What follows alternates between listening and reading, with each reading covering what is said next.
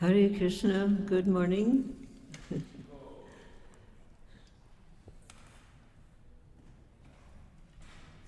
Here we are gathered together in a very holy place. Actually, in Ohio, northern Ohio, towards Toledo, I was always seeing a sign, because I'm taking this road a lot to go up to Michigan. So I see this sign, Holy Shrine, Holy Mother.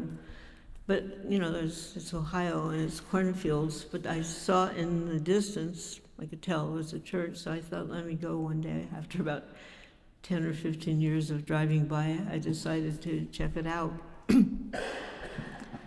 So like this, a beautiful old-style church, and there was a beautiful, beautiful murti of Mother Mary with her son, Lord Jesus Christ, and dressed. They had vestments on. So they, in this church, because it's in the middle of cornfields, farm country, there's not like high volume traffic, but still they have every time, because now I've gone a lot, I make it a little pit stop on my way back and forth.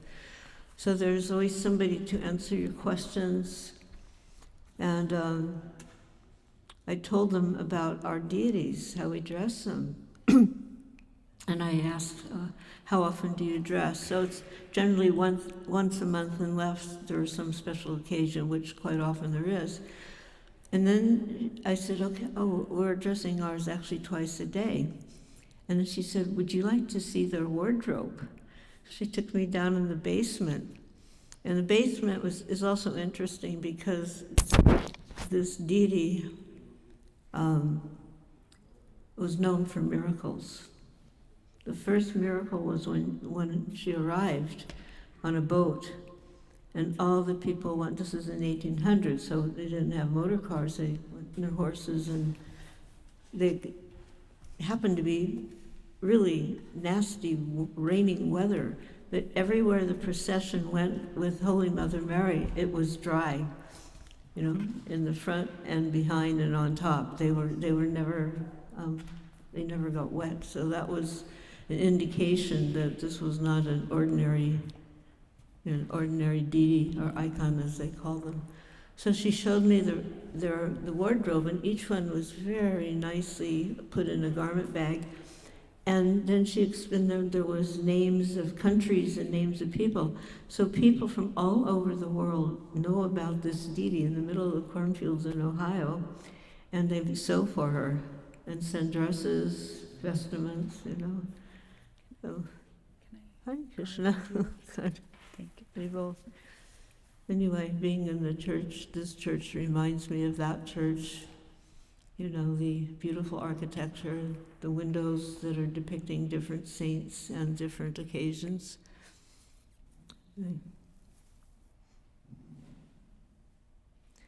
So on the way, I was thinking, yesterday anyway, Srila Prabhupada was telling me, maybe it was this morning,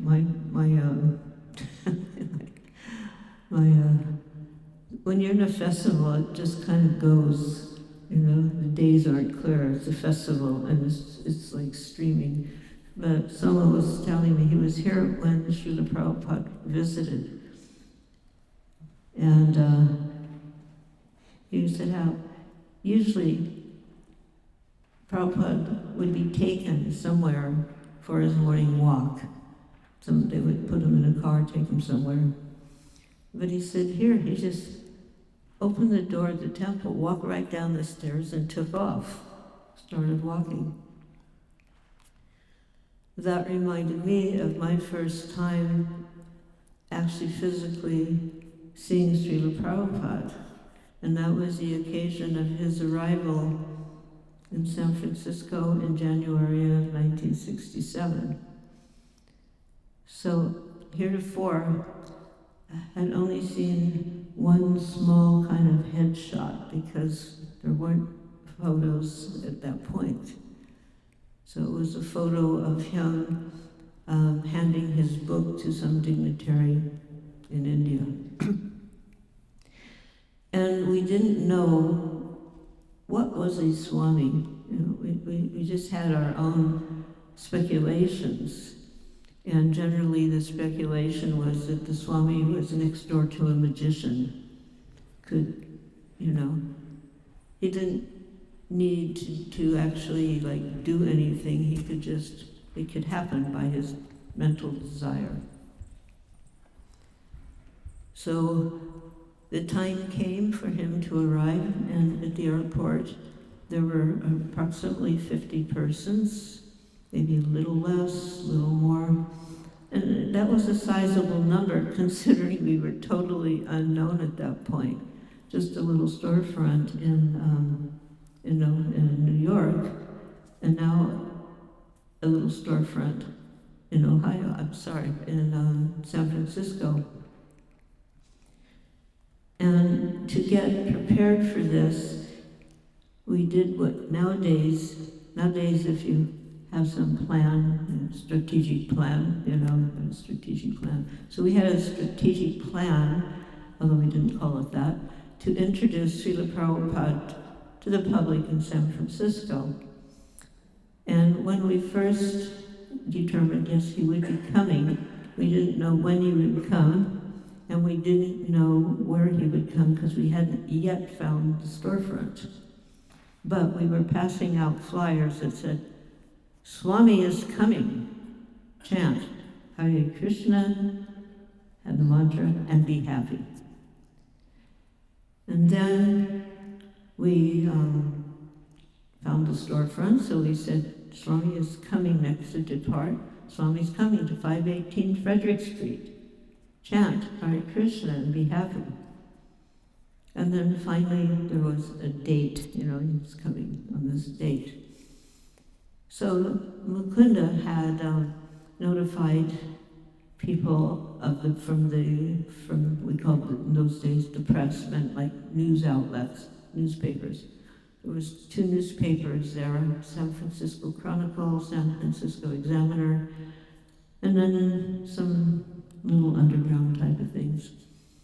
So there was a number of people, and the people who were from the news, from the press, they were totally cliche stereotype. You see a person in this, overcoat type of thing with a belt, and they'd have a jaunty hat on, and they'd have these big box cameras with huge flashes. So there was a number of those people like that. And everybody's waiting for that plane or looking, and I started to think maybe we didn't even need to get him a ticket. He could have just, arrived.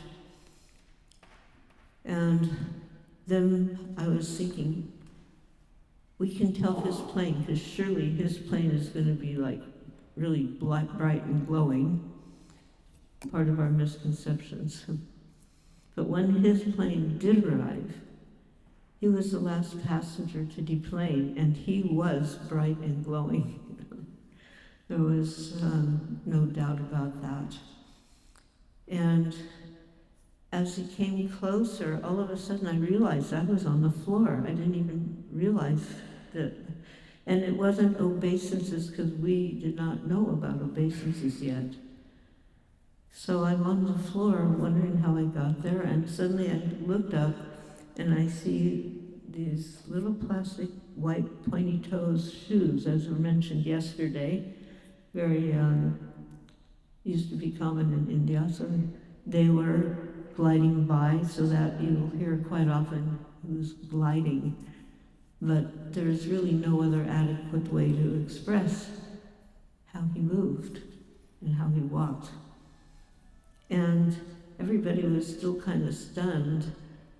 And the only person who was on their feet following him was my dog, Ralphie. And he was walking right behind him.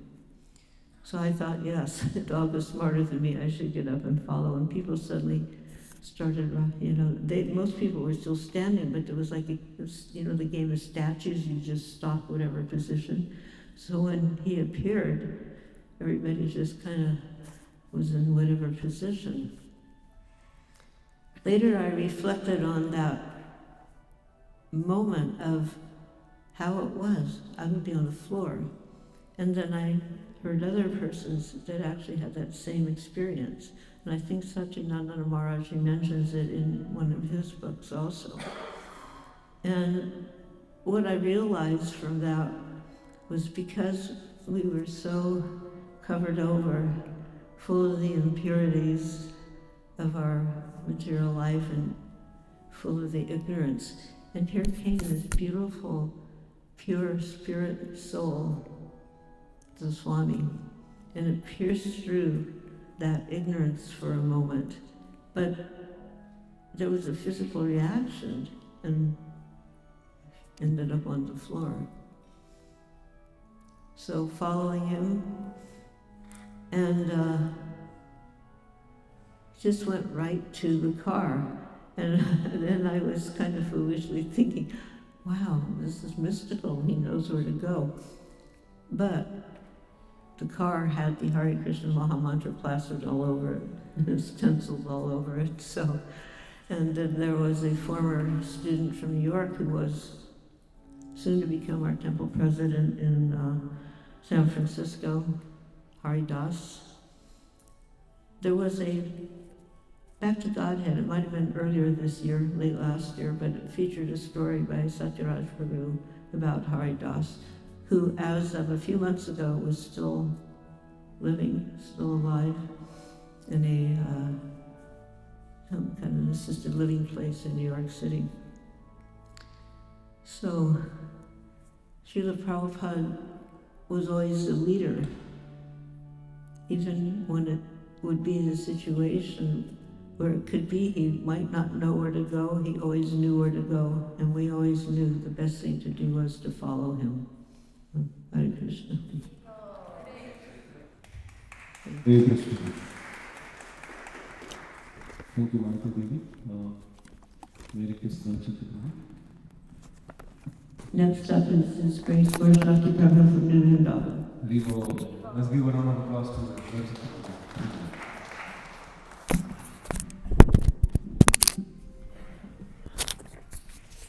That's not mine. No, that's.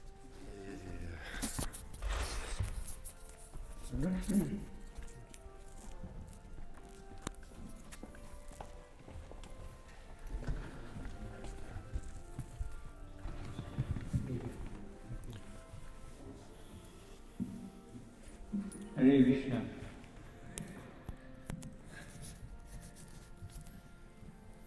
I would like to share with all of you two pastimes Srila Prabhupada, displayed. And on his fourth and last visit to New Vrindavan in 1976, I haven't seen these in any of Prabhupada's books or heard them in any of his lectures, but I was a witness, so I know that this was very important to Srila Prabhupada. When it was initiation time, there's many devotees who were visiting, and Prabhupada's format for initiation was those who were getting first initiation, they would go first, and then the second, like that. And I don't remember how many disciples Srila Prabhupada had given an initiation to at this ceremony, but near the beginning, the format was you go in front of Srila Prabhupada and you offer obeisances, and then Prabhupada asks you what are the four regular principles, like that. And so this one devotee, a bhakta at the moment still, he offered dandavats to Srila Prabhupada, and then he was up on his knees, and Prabhupada looked at him and said, "Where are your neck beads?" And he had one strand on, which was the standard then. Bhaktas, bhakteens, we had one strand, and then when he got initiated, he put on three. And so we went like this. He said, "Here, Srila Prabhupada, have neck beads." And Prabhupada said, "No, 3 strands." And then he looked up into, it wasn't a temple room, it was a prasadam room, because it was the biggest space we had. And he said, "Who is the rascal who has recommended this boy for initiation?" His mood had immediately changed. And I knew who said rascal was. It was a long rectangular room, 20 foot by 80 foot, and Prabhupada was on one end, and the person who he was referring to was at the other end, standing next to the door. And I saw him, when there's motion attracts the eye. So this Prabhu, he did not turn around to walk out the door. He stepped sideways. He was standing right next to the door. He just stepped sideways and backed out. So as not to attract Srila Prabhupada's attention. And I remember everybody in the room, we were just totally quiet and not moving, because we did not want to attract Prabhupada's attention when he was expressing such anger. And then Kaladri Prabhu, who was the temple president, he jumped up and ran out of the room, and I'm thinking, where is he going? We don't have extra neck beads around here. There's New Vrindavan. Anyhow, he had some, and he came back 2 minutes, 3 minutes later, and Prabhupada didn't continue. He didn't say, okay, next you wait because you don't have the next three strands on. He just did not continue. And so devotees just were feeling very nervous and apprehensive, and Srila Prabhupada was obviously disturbed by the situation, and Prabhupada did not continue until Kaladri Prabhu returned with extra neck beads and then put the 3 strands on all of the first initiates.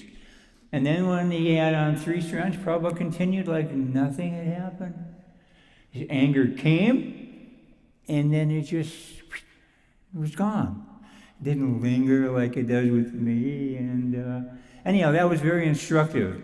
And I hadn't seen that. Still to this day, I have not read that in any book, heard it in any lecture. But it was obviously very, very important to Srila Prabhupada that at the time of initiation, we have on 3 strands of neck beads.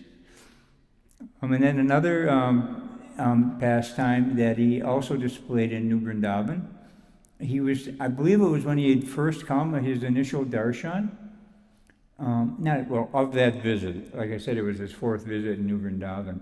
And we were in the temple room, and after taking darshan of Radha Chandra, Srila Prabhupada turned to the devotees in the temple room and said, Vrindavan Chandra is very pleased with your service. Go on, continue serving in this way. And to hear Srila Prabhupada say that, it was just so, so warm and touching to the heart. I will never forget that.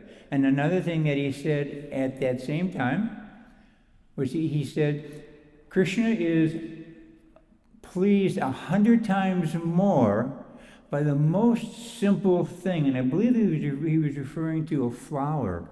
To the most simple thing that is grown or produced by a devotee compared to the most expensive thing bought from a non-devotee.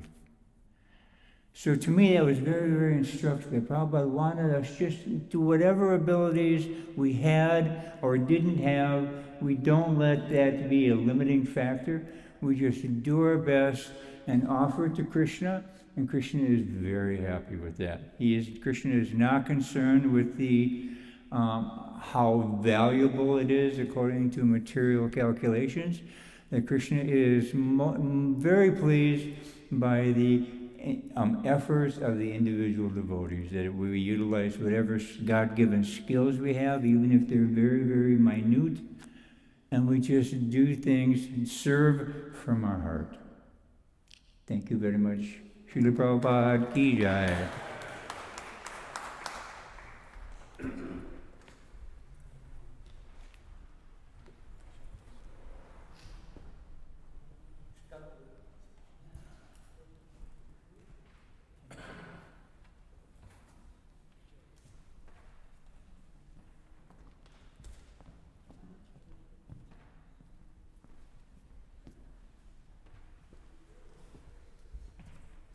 Hare Krishna, my Prabhus. My humble name is Srikanta Das.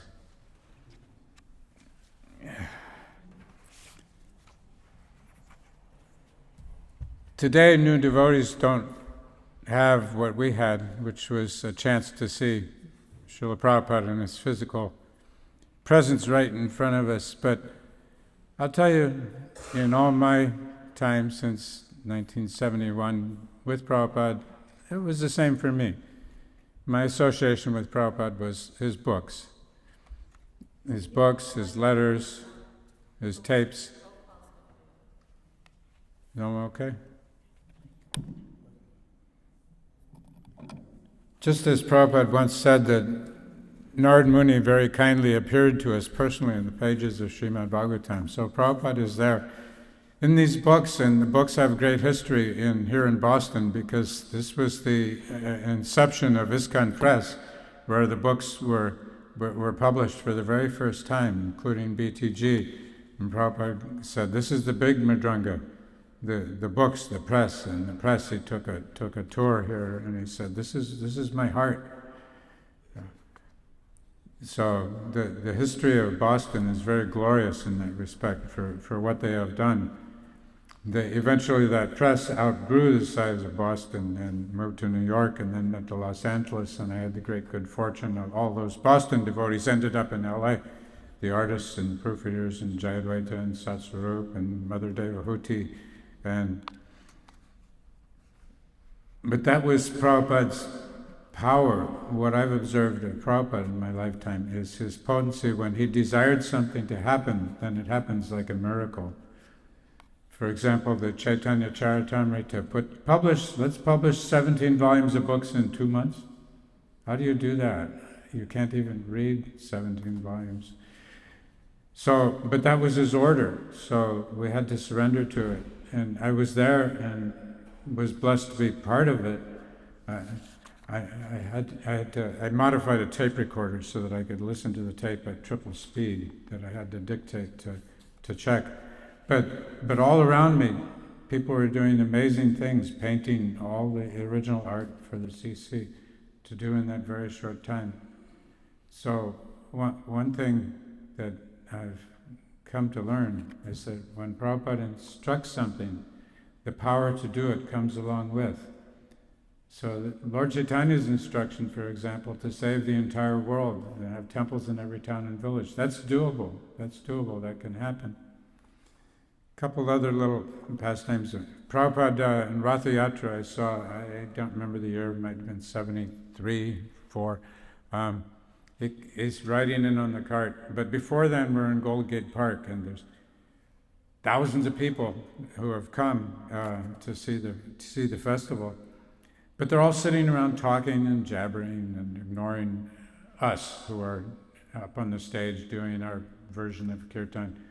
And then Prabhupada comes, and suddenly the whole crowd turns quiet, like mystical. Prabhupada hasn't done anything yet. They all just stop and turn around and look at Prabhupada. And then Prabhupada picks up some kartals and begins to chant. And everyone is entranced, and they begin to clap along with Prabhupada's chanting. And then Prabhupada stands up, and the whole crowd stands up as though the puppet master had lifted them all together at the exact same time.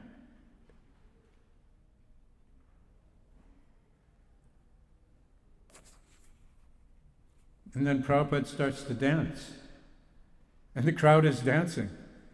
And they don't even know why they're there. But they're dancing to the sound of the holy name. And this was the potency of the pure devotee. And this is Prabhupada's wish, of course, that we all become pure devotees. And he was asked, so how long does it take? We spent so long in the material world. How long does it take to surrender? If you've seen the tape, he said, just a moment.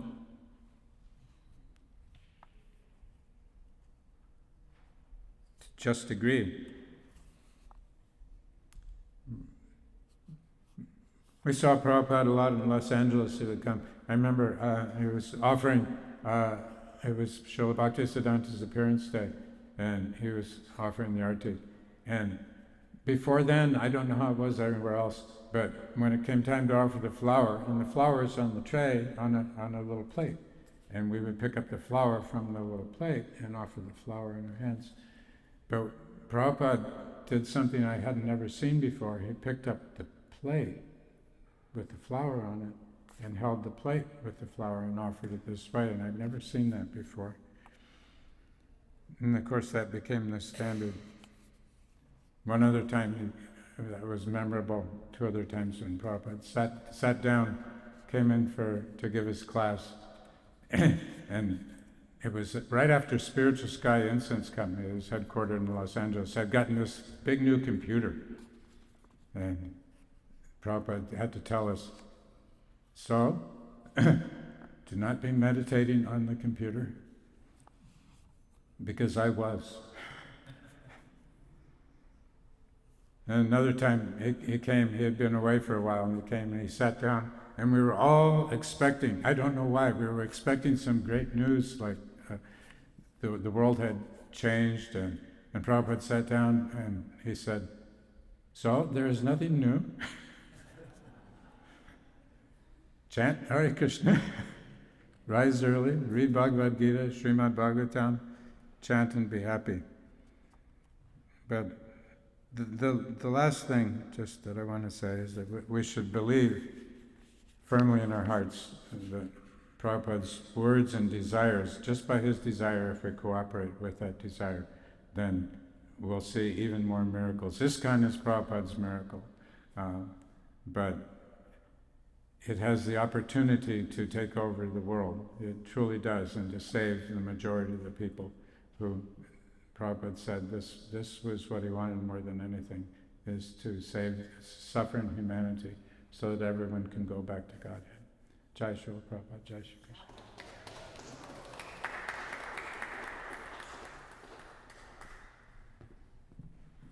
Hare Krishna. So next one would be Her Grace Kamini Devidasi. So she just stepped out, and in a moment she'll be back. So let's take this opportunity and welcome His Grace Shastakana Prabhu, His Grace Carrying, and Her Grace Jiva Vatana, and also His Holiness Ramana Swami. Please, welcome them. Haribo, Haribo, Haribo. So there you go.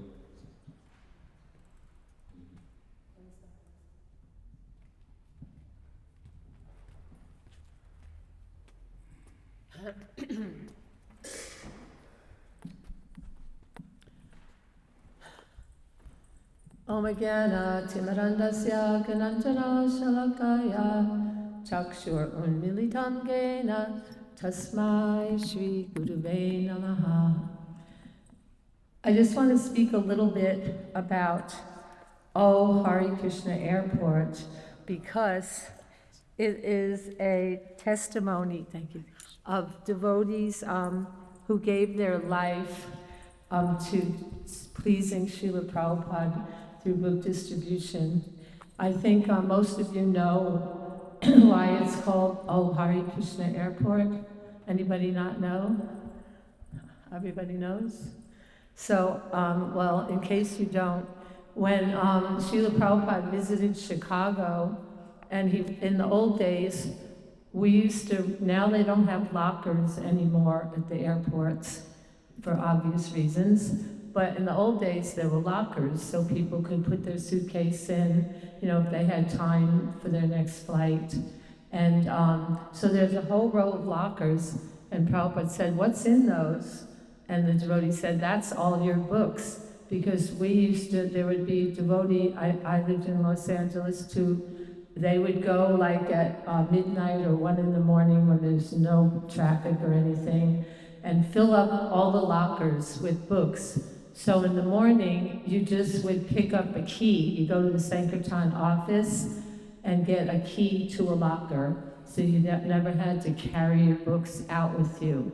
So the devotees were distributing so many books there, and Prabhupada said, because the airport is called O'Hara Airport. So he said, ask them to change, no, it's called O'Hare Airport.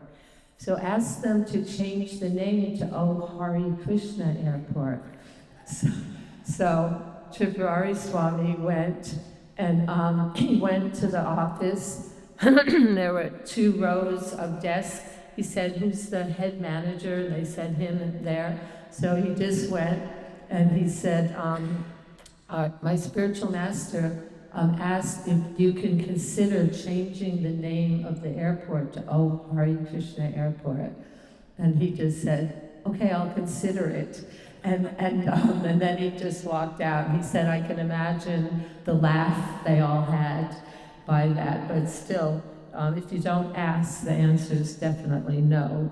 So this was one of the most inspiring books that I've read, because it just shows their total surrender, and you won't believe what the devotees went through. I never met Tranakarta. He's the author, and he from an Italian family in Chicago, and his whole family, his father, his uncles, his brother, he was the youngest of 4 boys. They were all in the Marines, so they're all the Kshatriya family. And at the airport, like, they used to get harassed so badly. People that worked there breaking up their sales, ripping up their books, and just just businessmen banging their briefcase into their knees when they walk by, and just people coming and punching them right in the face. So like one Tranakarta, and he was a Kshatriya, but he had a policy, I won't hit anyone until they hit us. So he had tons of fights, because someone would start hitting a devotee, or just punch him in the face, and he would go and protect them. But there was one time he kind of broke his rule, and see all of this, Prabhupada, they wrote to Prabhupada, like many of these stories, and Prabhupada's response is in here. They didn't exactly write to him, they wrote a Sankirtan newsletter, because those who were around then, remember, we had a big competition the day before Thanksgiving, because that's the biggest travel day of the year. And so they had a competition, especially Los Angeles, Chicago, and Atlanta, the biggest airports. And then they wrote from Chicago the whole saga of the day, and all the things that happened, all the fights. You know, of course, they distributed many books. They all said that it was the most difficult place to distribute.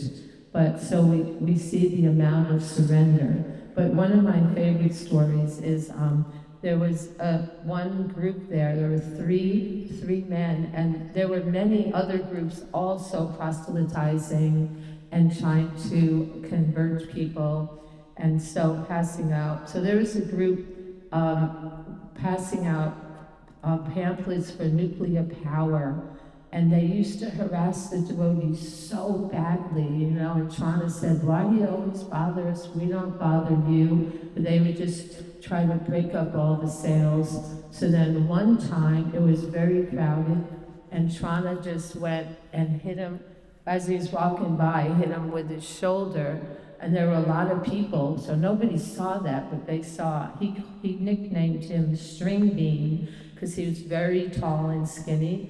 And then he started hitting Trana, and he loved a good fight. And he just backed up and he hit him so hard, and he broke his nose, and he fell to the floor, and blood was flowing. And then the other two, his other cohorts, one of them came to attack, and Trana broke his ribs and just beat his face. And then as he said, I'm getting out of here, because the problem was they always got arrested, the devotees. These people would attack them, and then the police would come and they would get arrested, the devotees. So then when he's leaving, the third guy comes and he just like punched him really bad in his face, and then he left in a taxi. But still, it was too late. The police were there and they arrested both of the parties, because the bystanders said, no, this other guy, the tall one, he started it. He started the fight. And you know, another time one big football-like guy, he comes and, you know, just punches them in the face, and and just like, we can imagine though the ecstasy that they were experiencing, that we are fighting, we're like real fighters. But this one string bean, they both got arrested. They go to court, and I just love it. He, like Kulki tells, he was arrested 50 times, but they always threw it out. But this time, because they were all beat up, you know, they had bandages on and bruises all over them. So they went to court, and then, because always they were the ones to get, so when that other guy punched the devotee, then he yelled, police, police, I've been attacked. They would do things like that. So now, String Bean, he goes there, and Uttama Shloka is the president of Chicago. So Trana and him go to court. And he said, I was freshly shaved up with nice tilak, wearing clean ironed saffron clothes. So we're waiting, and then String Bean comes in with his other two cohorts. And then he also broke someone's collarbone, Trana, so he had a sling on. And so the judge looks like this. He looks at them, and he looks at Trana like about 4 times. He looks at both of them, and then he says, okay, tell me what happened to String Bean. And he goes, blah, blah, blah. He goes, Your Honor, we were just standing at the airport when this Hare Krishna guy starts beating us up. The judge looked at String Bean and said, wait a minute, you're going to tell me you were just standing at the airport and this Hare Krishna monk came up to you guys and for no reason just started beating you all up. Yes, Your Honor, he just started beating us up. We did nothing to him. You could see the judge was angry at String Bean's lying, and he grabbed his gavel, slammed the wooden disc, and exclaimed, case dismissed. Then he started chastising String Bean. Don't you come in my court and lie. Nobody comes in my court and lies to me. Now get out of here. You better hope I never see you in here again. So that was like amazing. And so just like how one thing these devotees always speak, like what it is he's interviewed all those devotees who were distributing there at that time. A few have left their body already, but so they're telling their experiences and how they were so dependent on, on their sadhana, on taking shelter of the holy name and taking shelter of the morning Srimad Bhagavatam class. Also, my husband used to cook for them and bring out lunch for them. They would all sit in a row and have their lunch. And one guy, they had chapatis. He's walking by a businessman. He goes, "How much for those burritos?" And they go, "2 for $5." And so, all right, I'll take 2. So then he goes, "But where's the meat?" And he goes, "Oh, here, let me give it." And they put halava in it. And he goes, "Oh, really good." And he's walking away eating chapatis with sabji and halava and rice and everything. So anyway, just to make it brief, but Srila Prabhupada, they sent him this Sankirtan newsletter, and he was like listening with wide open eyes. He was there in India when he got the letter, and so Prabhupada was like just telling them like how he wrote back, how extremely pleased he was by their service and how they will, certainly get the mercy of Lord Chaitanya Mahaprabhu and all. Let me see, nuclear fools. And anyway, it's just like of how this was such an emphasis we heard yesterday from others, like how that was, Prabhupada was really pushing. Of course, every author wants their books sold, right? And of course, even mundane authors, but a lot of devotee authors they don't sell, they're not good salespeople because they're writers and intellectuals, and so they're very happy when others can promote their writings. So Srila Prabhupada is writing these books for the whole world because of his deep compassion and wanting everyone.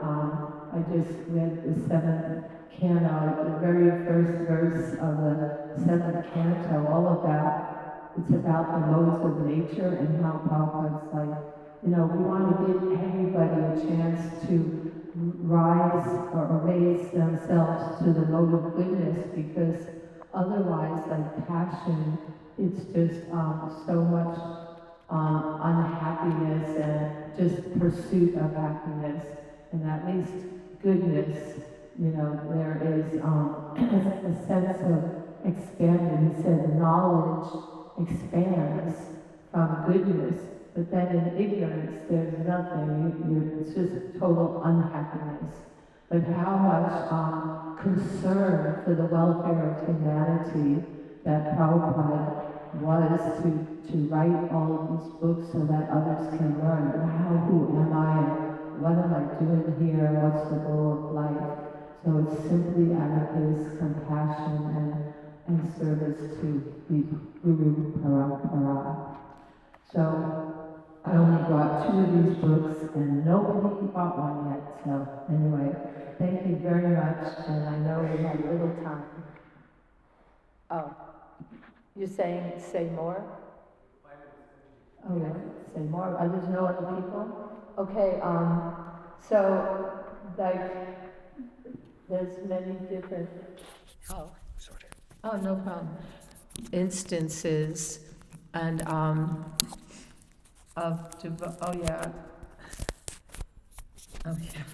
they even had names for, like, the people that harassed them the most, like Kangsa the janitor. He was an old man, but he used to come and he had a long metal keychain with like 30 keys on it, and he would come and just hit him right in the back of his legs, Trana, and he'd yell, Krishna! And then the person said, he'd be in the middle of talking to someone and he'd get hit in the legs like that. But also, like, just the experiences of being connected. I was looking for that letter from, here's the whole story that the devotees wrote to Srila Prabhupada after that incident. So Srila Prabhupada said, please, he wrote back to them, please accept my blessings. I read your Sankirtan newsletter with great relish. Europe and America are in great danger. This Hare Krishna movement is enveloping them. The Sankirtan devotees are very, very dear to Krishna because they are doing the field work of book distribution. Krishna has immediately recognized them as true servants. Just like during wartime, a farm boy or ordinary clerk who goes out to fight for his country on the front immediately becomes a national hero for his sincere effort. So Krishna immediately recognizes a preacher of Krishna consciousness who takes all risks to deliver his message. He is called Dhira Brata, determination. These boys and girls are Mahatmas. Mahatmanas tumam parta daivim prakritim ashritaha bhajanchananya manasa gyatva bhuta jimavyaya. O son of Prita, those who are not deluded, the great souls, are under the protection of the divine nature. They are fully engaged in devotional service because they know me as the Supreme Personality of Godhead, original and inexhaustible. This verse is applicable here. This is still Prabhupada's letter. If these boys were under the material nature, they would not take so much risk. They are Mahatmas, they are real Mahatmas, not the long beard and saffron cloth Mahatma, like Malati mentioned, what they thought a Swami was. They are unswerving in their determination, Dhira Brata. All glories to the American devotees. I hope this letter finds you and all the Sankirtan devotees well. Your ever well-wisher, A.C. Bhaktivedanta Swami. And so imagine how happy the devotees were to receive that letter. You know, like yesterday, about cooking in the kitchen. I wonder, I think Vishnu Gadaprabhu, right? I wonder if Prabhupada knows what we're going through in the kitchen.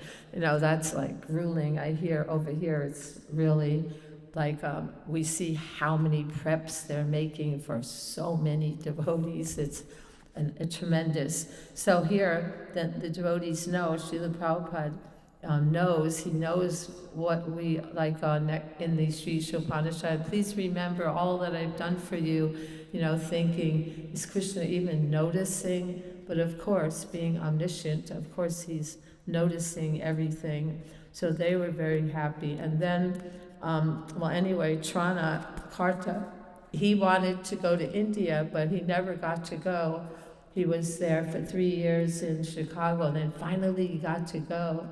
And Srila Prabhupada acknowledged him, and he loved his mridanga playing, and he asked him every day at Guru Puja, before class, Jayarada Madhava, to play the mridanga. One time, was it Hangsaduta, asked, can I play the mridanga tomorrow? He said, sure, you can. And then as soon as he started, Prabhupada goes, no, give it to him, to Tranakarta. And he got so much reciprocation from Srila Prabhupada when he was with him in India. And even every day Prabhupada would allow him to come into his room just for like a very small bhajan. Prabhupada would be having bhajan, and he got to play mridanga there in his room as well. And he, felt so blessed, like we see from the devotees speaking of their remembrances, how like every single encounter with Srila Prabhupada, how it's so memorable in our life, although our memories are fading, some of us as we get older, but still that experience of just having the glance of the Mahabhagavat devotee like Srila Prabhupada, whose influence continues to spread more and more, is such a blessing. So, and you could all find him in his books, especially Srimad Bhagavatam. Okay, so thank you very much, and all glories to His Divine Grace. A.C. Bhaktivedanta Swami Srila Prabhupada. What'd you say? All my ones from you. Oh, good. It's only 2. Because I had to carry the suitcase.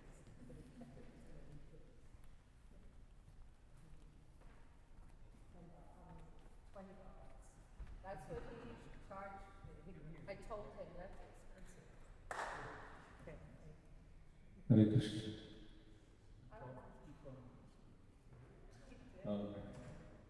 So I think we have Balinadan Prabhu, who's the next speaker, but he's on his way to the church.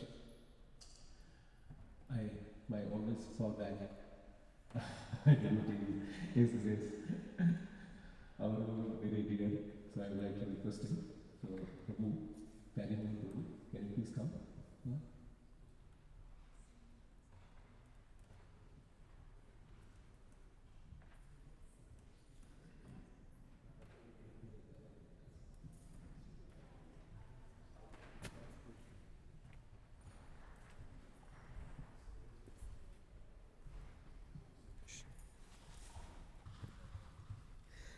Hare Krishna. I'll tell you a little pastime with Srila Prabhupada. Is in Chicago.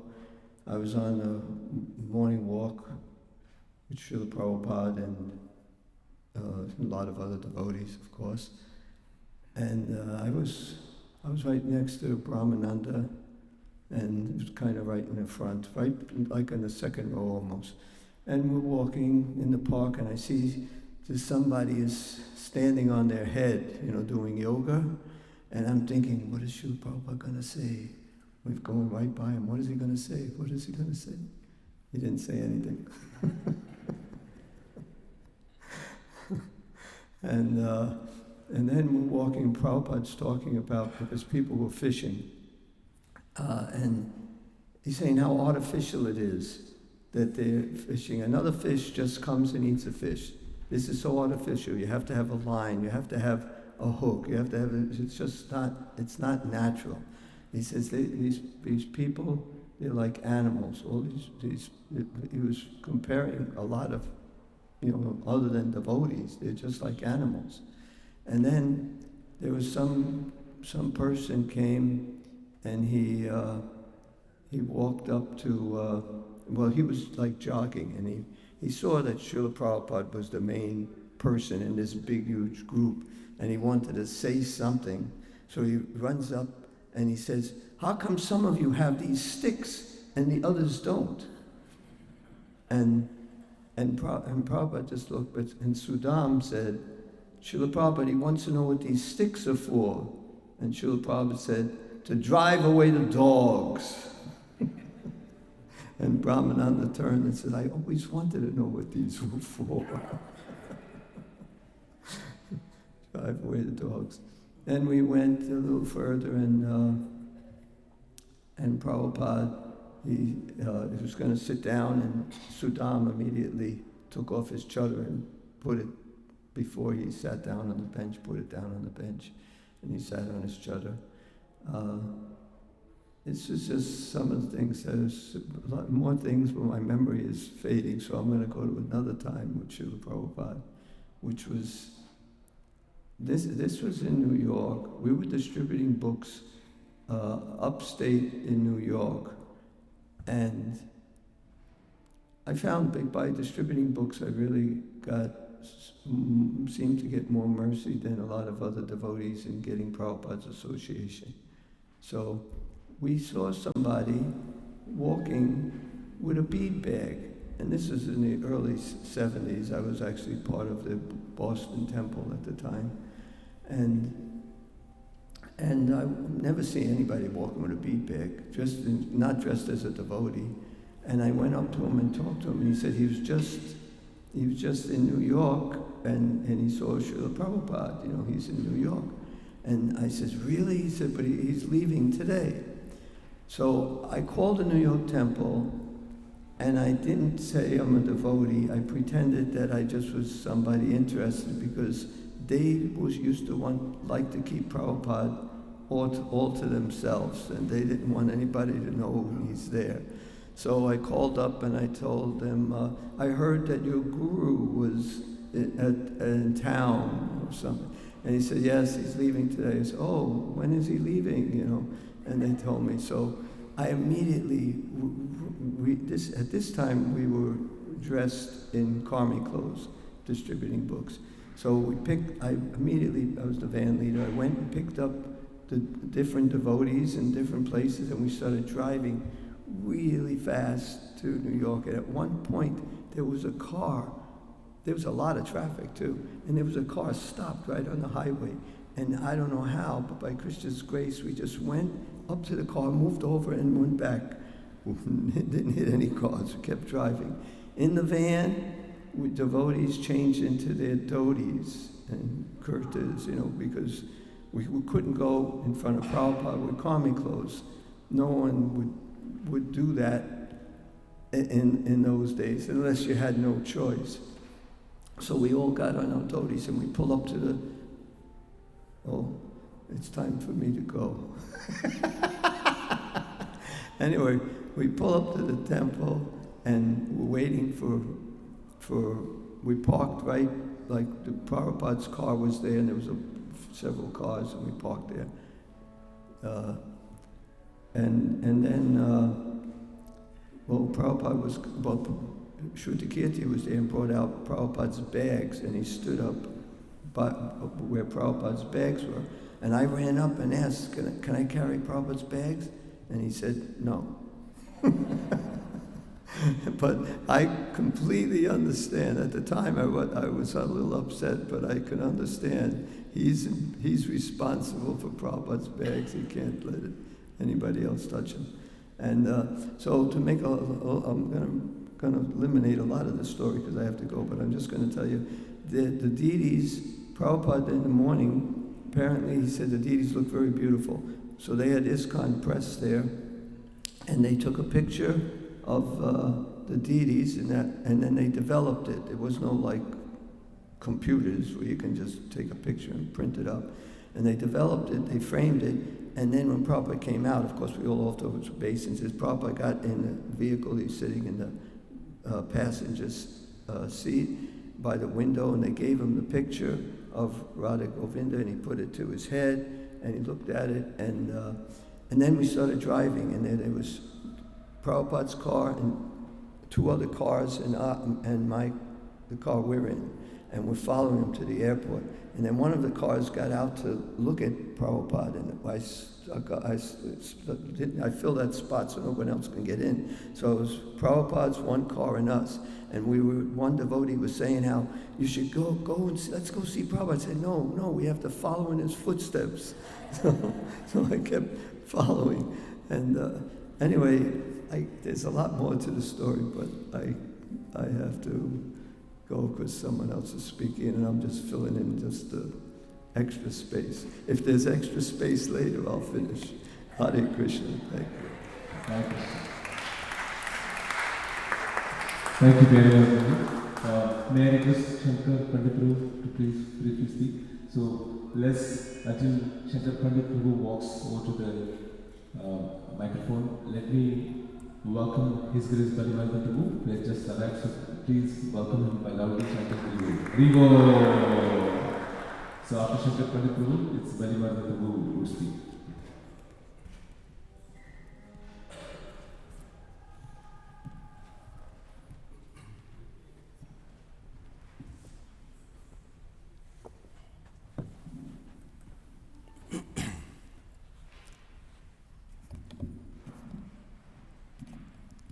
Hare Krishna.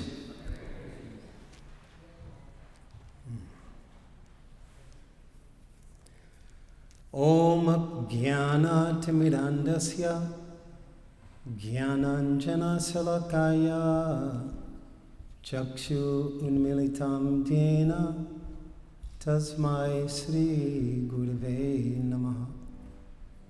Sri Chaitanya Manobhistam Stapitam Yena Bhutale Swayam Rupa Kadamayam Dadati Swapadantikam Mukam Karoti Vachalam Pangun Langayate Girim Yat Kripa Tamaham Vande Sri Gurun Dinatadinam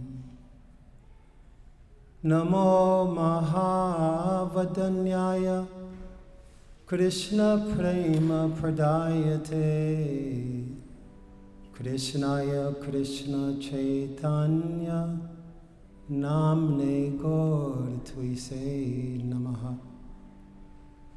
Sri Krishna Chaitanya Prabhu Nityananda Sri Advaita Gadadhar Sri Vasadi Gaura Bhakta Vrinda. Hare Krishna, Krishna Krishna, Hare Hare, Hare Rama, Rama Rama, Hare Hare. Vanchakapatrubhyascha kripa sindhubhevacha Patitanan pavanebhyo Vaisnavebhyo namo namaha.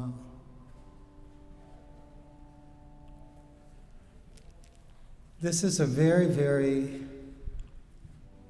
auspicious occasion commemorating when Srila Prabhupada touched American soil 60 years ago. I calculated when Srila Prabhupada's lotus feet touched this soil here in Boston, I was 8 years old. Ironically, 9 years later, he awarded me first initiation. So it's very, very interesting for me. This is my first visit to Boston. Over the years, my main service was always book distribution. I was on various book distribution parties. I perhaps visited 45 or 47 of the 50 states here in America, but never ever visited Massachusetts, let alone Boston. So when I heard about this particular historic occasion,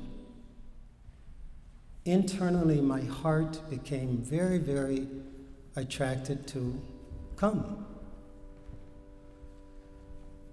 So for me, this is a very emotional and historic trip, because I reflected, Srila Prabhupada reached America. I was 8 years old. Obviously, I didn't know anything about Srila Prabhupada, nor anything about Vedic culture or Krishna consciousness. Being born and raised in Washington, D.C., I was fortunate to come into contact with the devotees when I was 16 years old. By the age of 17, at the dissatisfaction of my parents, I was already living in the Washington, D.C. temple as a young Bhakta Brahmachari. So after serving in Washington, D.C. ISKCON, the temple president, Damodar Prabhu, made an announcement to all of the devotees. He said, Srila Prabhupada is going to be visiting New Vrindavan. That is a wonderful farm community not far from Washington, D.C. And I'm going to recommend some of you for first initiation, some of you for second initiation. And this was in 1974. So, as the day approached, when the Washington, D.C. devotees boarded different cars and vans, like caravan style, we drove to New Vrindavan, and this was going to be, for me, the occasion of accepting first initiation. So I was very excited, I was elated, I was nervous, and frankly speaking, I was somewhat terrified. Terrified knowing that because of my non-Vedic, non-devotional habits, I'm going to now see a very pure devotee representative of the Supreme Lord. I was terrified. Perhaps on account of my sinful activities, I may perish on the spot. So I had all of these types of thoughts. So when we reached New Vrindavan, again, this was the summer of 1974. At that time, New Vrindavan was not as developed as it is now. It was very, very austere. And there were hundreds of devotees. Because whenever Srila Prabhupada would visit any given temple, devotees from all corners of the earth and universe would converge on that particular spot. And for me, being a 17, 18-year-old teenager, I had never seen so many devotees assembled in one place. That increased my nervousness. However, all of the devotees were waiting for Srila Prabhupada's car to arrive, so all of us were on the roadside performing kirtan. And with every single car that would pass, devotees thinking Srila Prabhupada, they were just jumping up and down, chanting. And quite often they were just farmers with a cowboy hat and overalls looking and wondering who we were, what we're doing. However, when Srila Prabhupada arrived, which was during the mid-evening hours, he took darshan of their lordships, Radha Vrindavan Chandra, and because of so many devotees, there was a Vyasa-san set up outside where Srila Prabhupada gave a welcoming address and briefly met many of the temple leaders, and then the next day was when the initiation ceremony took place. The initiation ceremony was also outside.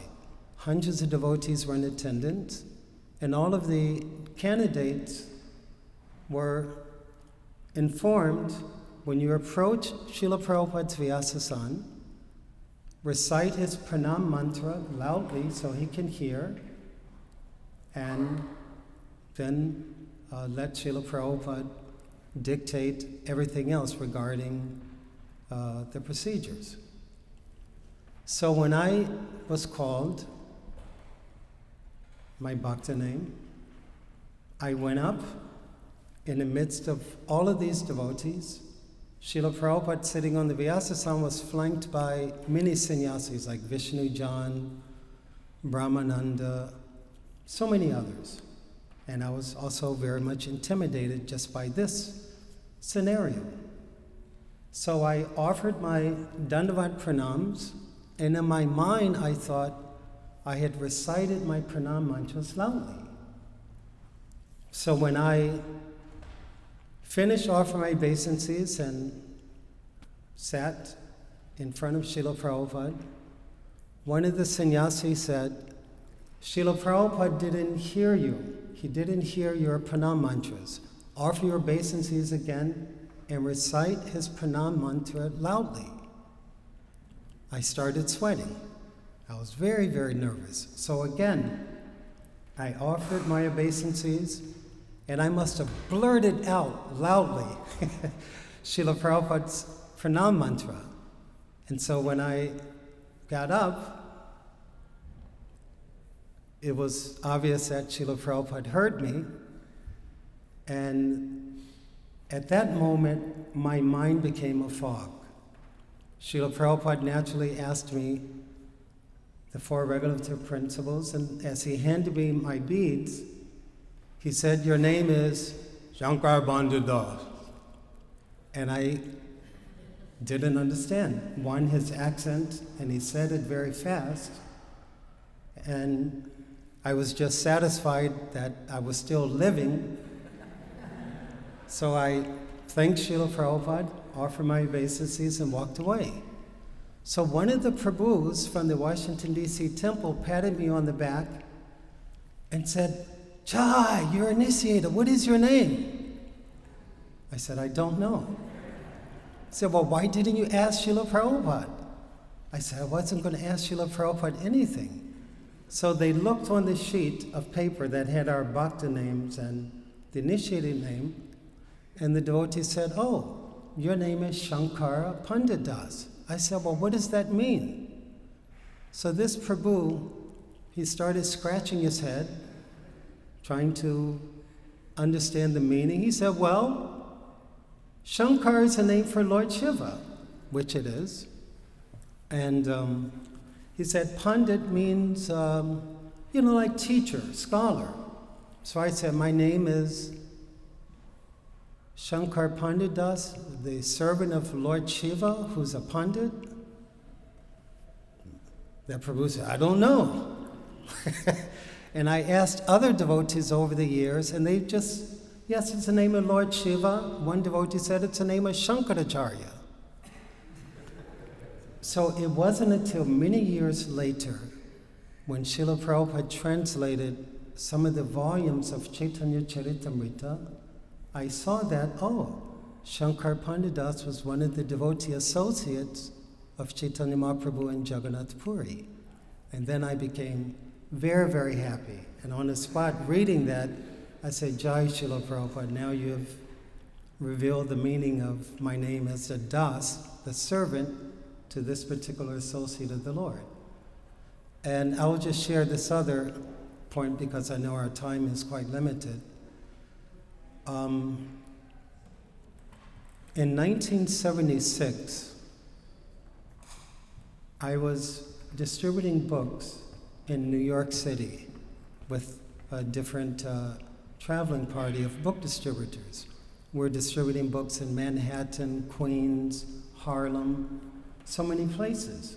And we understood that Srila Prabhupada was coming to the 1976 New York Rath Yatra. So it was a very, very meaningful occasion. Time is up, please. Okay, I'll just, because the reason being that this is Sunday and this church service starts officially at 9 o'clock. So all of us will have to be out of here. And Bali Mardan Prabhu and I think maybe one or two others, naturally they're going to speak. So, but in brief, as everyone knows, in 1976, ISKCON acquired this massive building on 55th Street in New York. It was something like what, who knows, 10, 11 stories? 13. And one of the floors was designated for Srila Prabhupada's quarters. So as a book distributor with other devotees, we knew that Srila Prabhupada was going to come to this particular temple. So we were very enthusiastically distributing books. And then maybe a week before Srila Prabhupada's arrival, our book distribution party decided, well, let us render service at New York ISKCON to prepare for Srila Prabhupada's arrival. Even Srila Prabhupada himself often remarked, he said, he would ask, why is it that everywhere I go, there's a smell of fresh paint? Because naturally devotees were extremely busy and enthusiastic, cleaning the temple, painting, everything just to receive Srila Prabhupada. So we decided Srila Prabhupada is coming within a week's time. Let's assist in temple cleanup, organization, etc.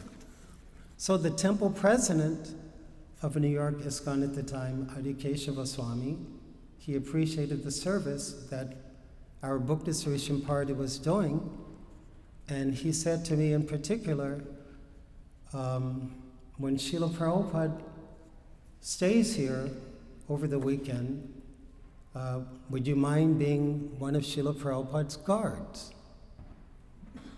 Now, of course, I thought, well, Srila Prabhupada being Krishna's pure devotee representative is certainly always protected by Krishna. As Krishna says in Bhagavad Gita, Konteya pratijanihi name bhakta pranasyati. The devotees of the Lord are always protected by him. But as a service, as we know, devotees would take pleasure in assuming any kind of role to facilitate Srila Prabhupada's satisfaction, happiness, and comfort. So naturally I said yes. What does responsibilities require? Said, you'll just be on the floor of Srila Prabhupada and just make sure no one unauthorized tries to enter his quarters, etc. So when Srila Prabhupada arrived at New York ISKCON, again, this very massive building, I was told by Adi Keshava and the other temple leaders, when Srila Prabhupada enters the front lobby of New York ISKCON, he may want to retire to his quarters first. We don't know, he may come into the temple room as he typically does and gives an arrival address. He may want to go to his quarters. So you stand by the elevators. And in case Srila Prabhupada wants to go to his quarters, you direct him to the elevators and naturally push the elevator button to his floor. So hundreds of devotees were in the temple when Srila Prabhupada entered the New York ISKCON front lobby. Hundreds of devotees there. Kirtan was going on. Srila Prabhupada was being garlanded with flowers repeatedly. And he was very, very happy, very satisfied. You could just see him studying the front lobby and just first time he's seeing this wonderfully acquired building. And so as Srila Prabhupada started walking in the center of the front lobby, the elevators were on the side, the temple room itself was straight ahead. So as Srila Prabhupada started coming near the elevator where I was standing, somehow in my foolish neophyte way, I thought, well, Srila Prabhupada wants to take the elevator. So I waved like this to Srila Prabhupada. And he looked at me, and then in his own transcendental majestic way, cocked his head back, didn't look at me anymore, and just walked straight to the temple room. And then I realized, what a fool I am. Waving to Srila Prabhupada like this, like I'm ordering him. But we all watched Srila Prabhupada as he entered the temple room, and those of you who visited the temple may remember on the ceiling, there, some of the BBT artists painted various scenes of Chaitanya Lila from Chaitanya Charitamrita, and Srila Prabhupada was just looking in a very, very concentrated way at all of these wonderful paintings on the ceiling, studying everything, the temple room walls, because his first visit, looking at everything, then took darshan of their lordships, Radha Govinda, sat on his Vyasasan, gave an arrival address, thanking the devotees, and at one point, Srila Prabhupada stopped speaking. Those of you who may have present may remember. Then all of a sudden, tears just started coming down Srila Prabhupada's face. And it was very, very emotional. And I became obviously affected by that. I never saw that before by anyone, let alone Srila Prabhupada. And as I looked around, many devotees in attendance were also crying. And then at one point, Srila Prabhupada just said, Hare Krishna, got up and returned to his quarters. During that same time, and I'll just maybe 2-3 more minutes, I know the time is. But during that same time, the following morning, Srila Prabhupada gave the Srimad Bhagavatam class, and afterwards, as he was distributing cookie prasadam, there was one Prabhu who made his way through all of the devotees in the temple room by climbing under everyone's legs. And he immediately popped up, kneeling in front of Srila Prabhupada with his hand extended for a cookie. And Prabhupada was somewhat amazed just seeing that enthusiasm, and Prabhupada smiled, gave that Prabhu a cookie. Then the very next Prabhu that accepted cookie prasadam from Srila Prabhupada, that Prabhu grabbed Srila Prabhupada's finger as he took the cookie. Not like in an aggressive way, but just holding Srila Prabhupada's index finger. And then Srila Prabhupada did like this. And then that Prabhu understood that it was inappropriate. So then I thought, when I saw that, wow, that Prabhu was at least fortunate to touch Srila Prabhupada's hand. So I thought, I would like to touch Srila Prabhupada also. Not like that, but if I have the opportunity, I will try to. Of course, I touched Srila Prabhupada's lotus feet, but I thought I would like to touch his hand, his arm. So when I extended my hand for the cookie, Srila Prabhupada put the cookie in my hand and almost grabs my hand. And I thought, wow. And I'll end with this. During the same time in New York, when I was on the floor, acting as one of Srila Prabhupada's guards, Hari Sari was there, Pradyumna, so many others, and they all said Srila Prabhupada at any given time may walk out of his bedroom, the room where he receives guests. Whenever you see him, at any given time, always offer your obeisances. So I have remembered 2 years prior when I accepted my first initiation, I didn't recite my pranam mantras very loudly. So I thought, okay, if Srila Prabhupada comes out of his quarters, I'm going to offer my obeisances very loud. Just make sure he hears. So sure enough, one afternoon, Srila Prabhupada came out of his bedroom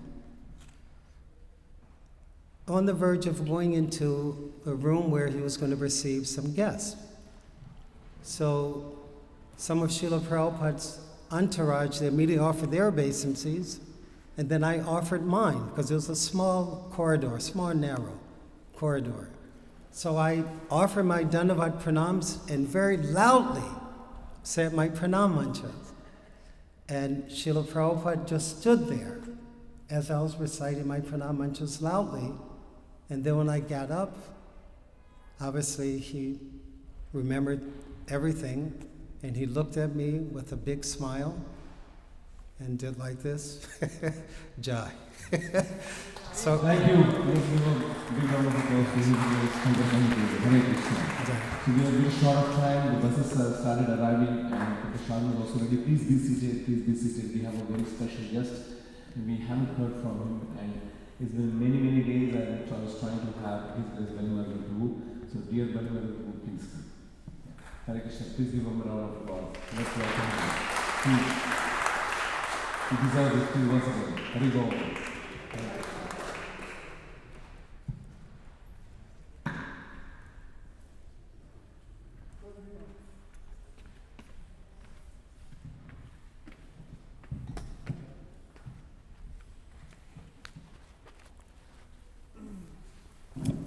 Namam Vishnu Padaya Krishna Prasthaya Bhutale Srimate Bhaktivedanta Swami Tinamani Namaste Saraswati Devi Gaudavani Pracharane Nirvishesha Srinivadi Paskachyade Satani.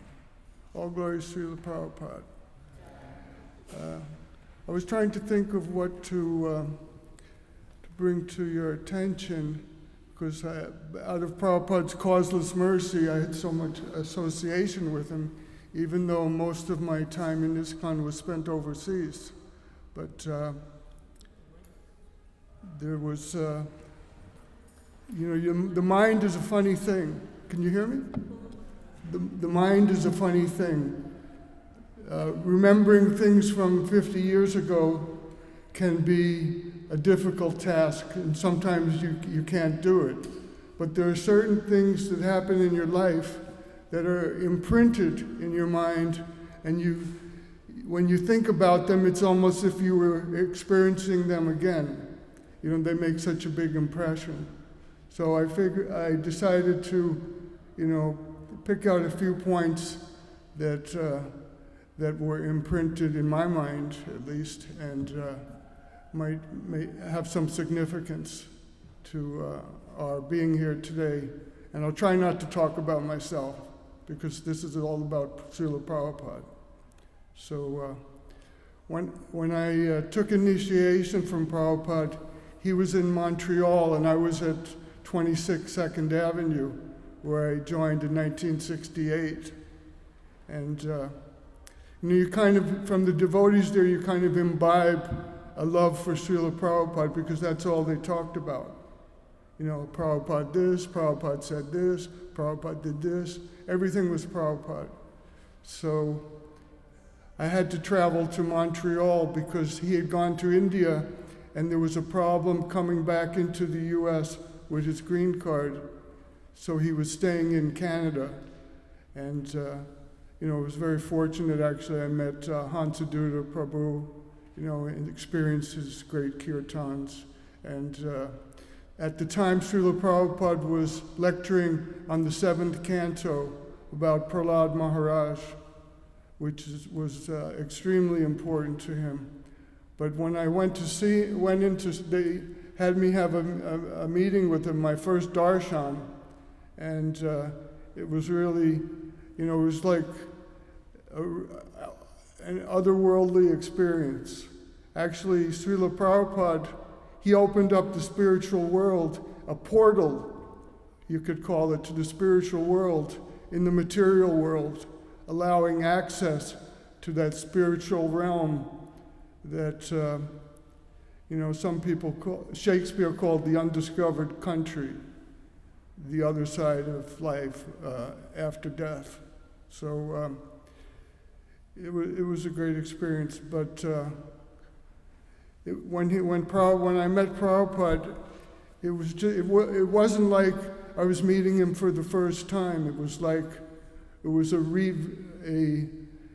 we already knew each other. He knew everything about me, and his smile was just like the sun coming out from between the dark clouds and just making everything bright. And that was my first experience that I wanted to mention. When I was preaching in Malaysia, Prabhupada was very excited because we were distributing a lot of books, and in fact he intervened to make sure we had enough books to distribute because we were running out.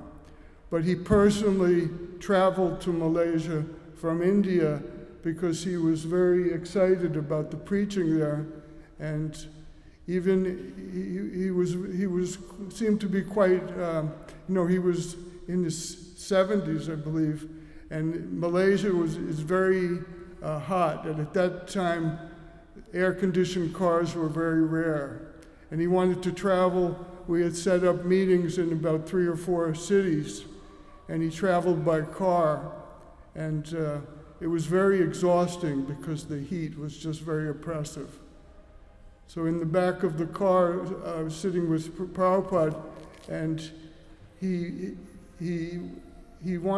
was trying to take rest, but when he would like fall asleep, his head would go back and he would wake up. So I was very concerned about that. So I decided to be a little bit, I just kind of try to read his thoughts and what he would recommend. So I put my hand to catch his head as it fell back, so he wouldn't fall asleep. And then he kind of, once he realized what I was doing, he kind of gave me this look, but he didn't disapprove of it. So, and we stopped on the way for a picnic. He had his tiffin that I think Srila Kirti has previously described. So, I served lunch, and I guess I was able to benefit from the Mahaprasad. But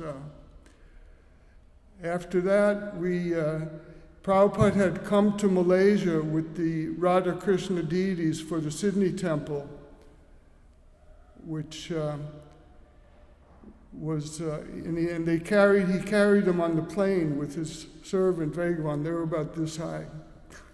So from Malaysia, after we finished the programs there, we traveled to Australia, and we carried the deities on the plane, in our laps, kind of. And we arrived in Sydney, and they had an apartment set up for Srila Prabhupada. And I was acting as his secretary and also his personal servant at the time, partially. It might have been someone else who came in during the day. But at nighttime, it was about 2:30 in the morning, and I could hear his little bell ringing. And so I went to his room to see what he wanted. And his room was very dark. There was like a little light where he was sitting, and he had the 7th canto of the Srimad Bhagavatam open, and he had been reading from it, and he motioned me to sit down, and there were tears streaming from his eyes, and he started talking about Prahlad Maharaj. And in the 7th canto, Prabhupada describes that the pure devotee is aggrieved by the the suffering of the conditioned souls. And that Prahlad Maharaj was, that the pure devotee is aggrieved and he doesn't want to go back to Godhead alone. And he wants to bring the conditioned souls with him. So that was Prabhupada's compassion, which is the reason why he came to America, which is the reason why we're here today, because of his compassion for the conditioned souls, which is hard to understand. What other person in the middle of the night is crying because of the suffering of humanity? I don't think there are many people. In fact, I think there's only one person that we know that is capable of that. So that was a very, and all the service that Prabhupada accepted from us wasn't because he needed it, because in India he was very self-sufficient. He had his room at Radha Damodar, and he was very self-sufficient. He didn't need our service, but he accepted our service for our benefit, not for his benefit. We shouldn't think that we're benefiting Prabhupada. We're benefiting by being able to serve him. The pure devotee is very dear to Lord Krishna, and we should try and understand Prabhupada's dearness to Krishna and Lord Chaitanya, because Nityananda Prabhu was given by Lord Chaitanya the realm of Bengal to preach as his territory. But Srila Prabhupada was given, through the grace of his Guru Maharaj, the whole world to preach. So just imagine how dear he is to Krishna and Lord Chaitanya. I mean, it's really overwhelming. We can't even conceive of being so close to Prabhupada. We became very familiar with him. But in that stage, it's hard to really understand his greatness. Only in hindsight can we get a bit of that understanding. I mean, it's like an acorn, from an oak tree. It's very tiny. But by Krishna's arrangement, it becomes a huge oak tree. And the seeds that Srila Prabhupada planted are still growing bigger and bigger and bigger beyond our understanding. Maybe in 100 years we'll be able to appreciate his greatness. But we take a lot of things for granted. In Vrindavan in 77, when we were with Prabhupada, and he was teaching us the final stages of human existence, how one should act, how one should behave. Srila Prabhupada never took off from Krishna consciousness. He was 100% as people have described. And he allowed us to massage his lotus feet while he was resting. But it wasn't really for his benefit. He's dragging us back to Godhead. Srila Prabhupada came to this world and he was sinless. Can any of us say that we're sinless from birth? I don't think so. I don't think too many people can say that. So he was a very rare personality and very dear to Krishna. And by allowing us to serve him, he's dragging us back to Godhead. In fact, one devotee mentioned to me that she thought that we had known Prabhupada from a previous birth, many of us, and that now is our chance to finish up our business and not make him have to take birth again in the material world.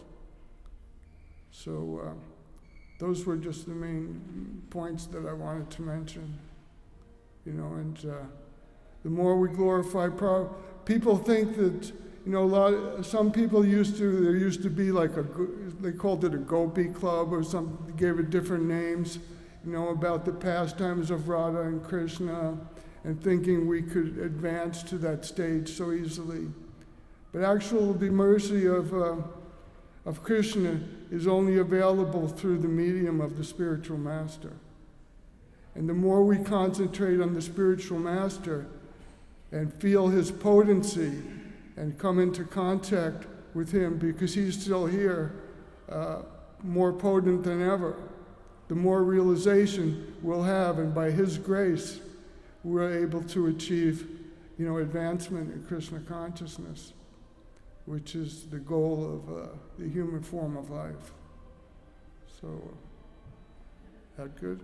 Harbol, we ready to? Harbol. All glories to Srila Prabhupada. Thank you very much. So we have a last speaker today, Hare Devi. So may I request her, please? Yeah. Thank you.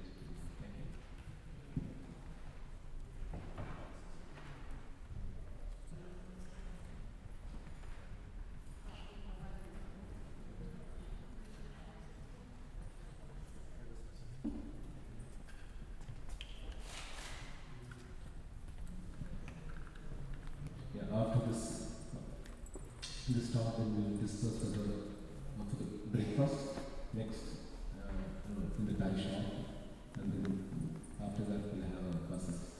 We can get on the buses and we can go the highway. Thank you.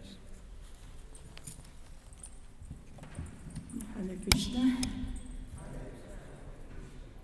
All glories to Srila Prabhupada, all glories to the assembled devotees.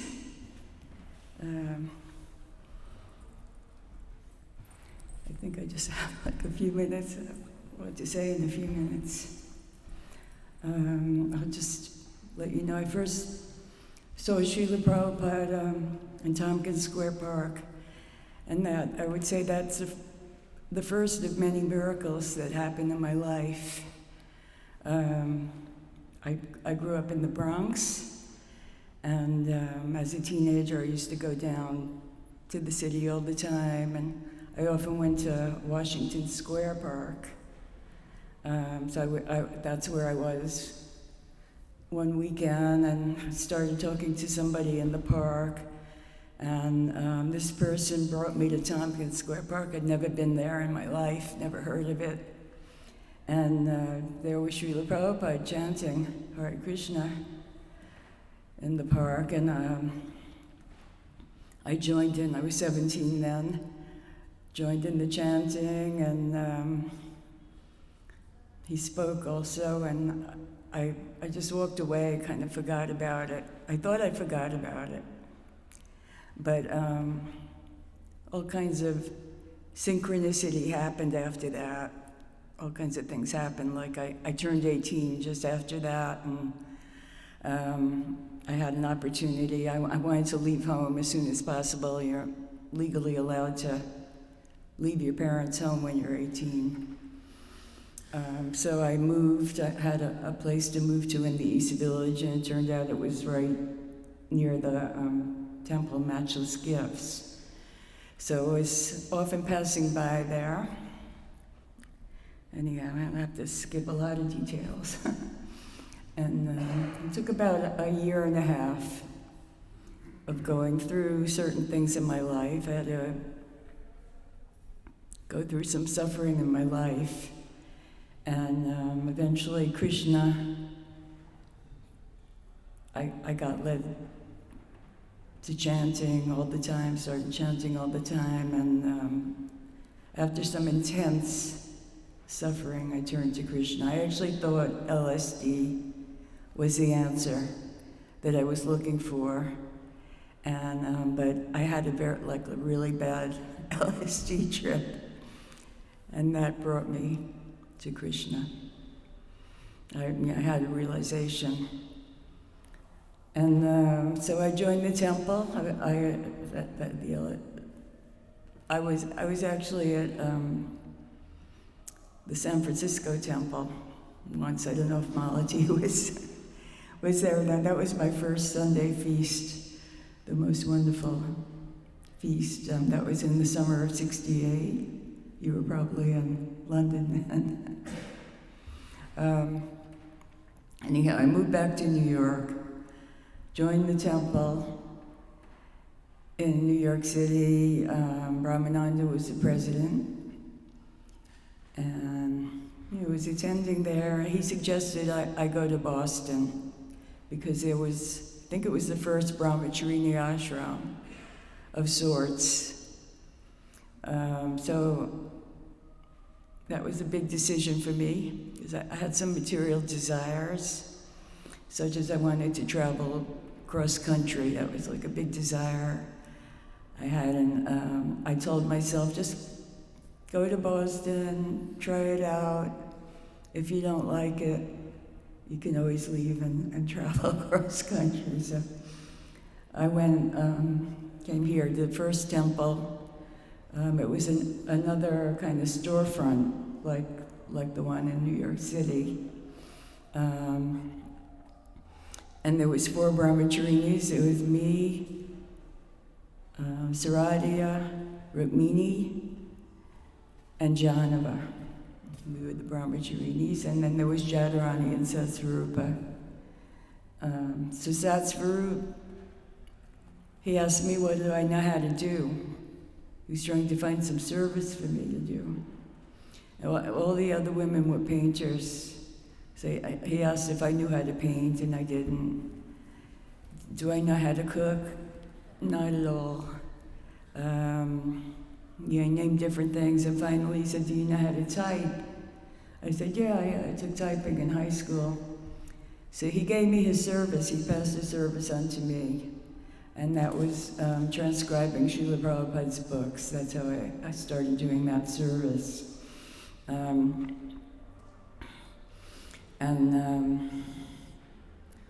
just jump to when Srila Prabhupada came to New York in 1969. And so devotees from all over the East Coast, maybe from some other places too, we all went to greet him at the airport, and I don't know, maybe there was 50 devotees, maybe not that much. And we were waiting in the wrong place, and at the wrong gate. And somebody said, oh, Srila Prabhupada's coming from there. And we all ran to that other gate and fell down at his lotus feet. And I was a fairly new devotee. I'd been in the temple a few months. And I didn't know how long to stay down when offering obeisances. So I was there for a while. And then I kind of peeped my head up. And Prabhupada was standing right there above me. And he patted my head. And just went into ecstasy. So that was my second meeting with Prabhupada, but that was the first time I had darshan of him, and the second time, actually connected with him in that way. And so he was in New York, I think maybe about 2 weeks, and we would go and have darshan in his. The temple had moved to 61 Second Avenue. That was his second temple in New York, and. Prabhupada still had his apartment that was behind Matchless Gifts. So we would go and have darshan there. And there was a window that inside the apartment, there was a window that you could look into Prabhupada's room, an indoor window from the foyer, I guess it was. You could look into Prabhupada's room, and I was being quite rude and just staring at him through the window. So Prabhupada called me into his room. And he asked me what my name was, and I had already gotten initiated through the mail. So I was given a name. I said, my name is Arundhati, pronouncing it totally incorrectly. And he said, oh, Arundhati is the great star. She was married to the great sage Vasishta. So, how Prabhupada said it kind of like Arundhati. So, Arundhati, you will marry a great sage? And I said, yes, Srila Prabhupada, I will marry a great sage. I don't know why I said that. But it turned out that I did marry a great sage, Pradyumna. So I'll skip over to, we went back to Boston after Prabhupada was in New York, and he came to Boston. And there was a big famous wedding that happened. Satsvarup went into Prabhupada one day. He said, I don't know what to do about these women, the brahmacharinis. They're always fighting with each other. They're always getting sick. And Prabhupada said, that is because they need to get married. All the women, they should be married. Immediately arrange, I will perform the wedding. So this was pretty shocking. Nobody was expecting this. And the four of us women were put together with four Brahmacharis. They brought some Brahmacharis down from Montreal, including Jaya Pataka. I think Rukmini, I'm not sure, maybe she already knew Bharadraj. So they were going to get married. So Radhya and Vaikuntanath were already connected. And but me and Janava, there wasn't anybody. But Prabhupada said we should marry these two different brahmacharis. So I got very, very upset because I didn't want to, I somehow had this feeling that I don't want to marry this person. I mean, I didn't want to get married at all, but, I just like the last thing in my mind was ever going to do. But specifically, I don't know, I just didn't want to marry this person, and it was a terrible conflict because Prabhupada said, put me together with this person, you should marry him. I was crying. I went up on this hill near the temple, and I was crying and praying to Krishna.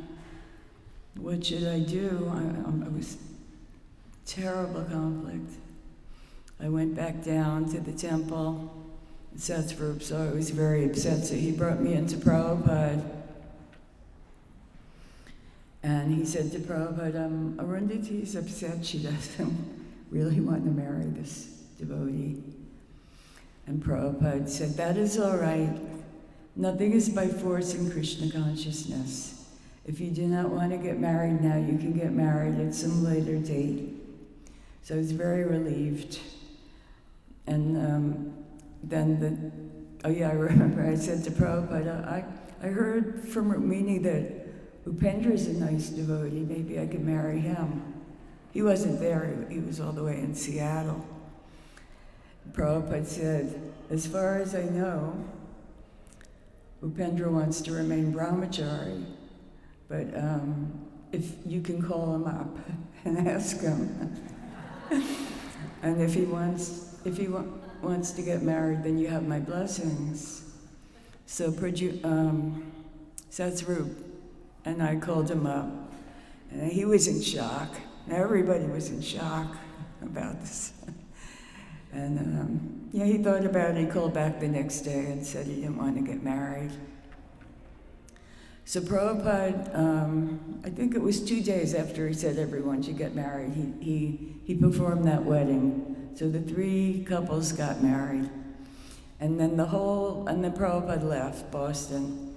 And the whole temple changed, or the whole apartment, that is, changed. We all lived in this very small apartment. Jadharani and Satsvarup were in one room. The painting department was in the other bedroom. And then the foyer was where everybody slept on the floor. It was just the brahmacharinis, but then they had gotten married. So everybody had like these little corners of the room where they slept. And it was pretty tight. And I was getting pretty depressed because all of a sudden, I had been very happy there in Boston, but all of a sudden, everything changed because everybody was a grihasta there, except for me. Well, there was one brahmachari that lived inside the temple, that was Devananda. But otherwise, I felt like all of a sudden I felt like I was really alone and didn't fit in. So I started praying a lot to Krishna and to Prabhupada. Prabhupada, I'm sorry I didn't get married, when you asked me to get married, but please send me a husband. And I was praying quite a bit. And I got a call from Purushottam, his Prabhupada's servant. And he said, Prabhupada wants to know if you'd like to come to Columbus and marry Pradyumna. So I guess Prabhupada heard my prayers. And I had met Pradyumna just once he came through Boston. So I didn't know him. I don't know if we spoke to each other or anything, but I said yes, I'll come. So Giriraj actually had just joined the temple when Prabhupada was in Boston. And so he was also in shock, hearing about all of a sudden, getting married and these arranged marriages. Anyhow, he drove me to the airport to go to Columbus and get married. And Prabhupada performed our wedding there. That's how I ended up marrying Pradyumna. It's just one little story. And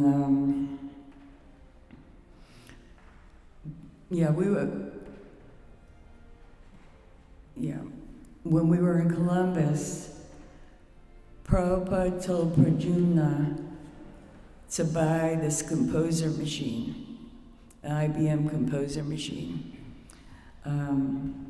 Pradyumna just had some kind of crummy job, he's hardly making any money, but he was supporting the temple. He was also learning Sanskrit. He had been learning Sanskrit, which was approved of by Prabhupada. And so Prabhupada asked him it was an expensive machine, I think, maybe it cost about $2,000. So somehow Pradyumna put a down payment on it. And he had Prabhupada said that me and Shamadasi, that was Hayagriva's wife, that we should go to IBM and be trained in the composer machine. The composer machine was typing out the books. It was typing it out just how it was going to look in the book. So with even margins on both sides and equal spacing between the words. So it was quite a tedious work. You had to type each line, and then you had to make settings after each line, and then you would type the line a second time, each line of the book. And the first book we did was The Nectar of Devotion. And Prabhupada was very involved with a lot of letters going back and forth, how it was going and things. There in the, wherever you can see the letters online. And, okay, I have to stop. Anyhow, we moved back to, Prabhupada had us move back to Boston. And that was the second Boston temple, and that became ISKCON Press. The lease was done on that first small temple, and then they got the temple on North Beacon Street, and all the devotees that were involved in the press were asked to move to that temple. So we left Columbus and moved there, and were involved in the press, and there's a lot more, but I think I'm supposed to stop. Am I supposed to stop? Was that what that sign was? I guess so. Okay. Thank you. Hare Krishna.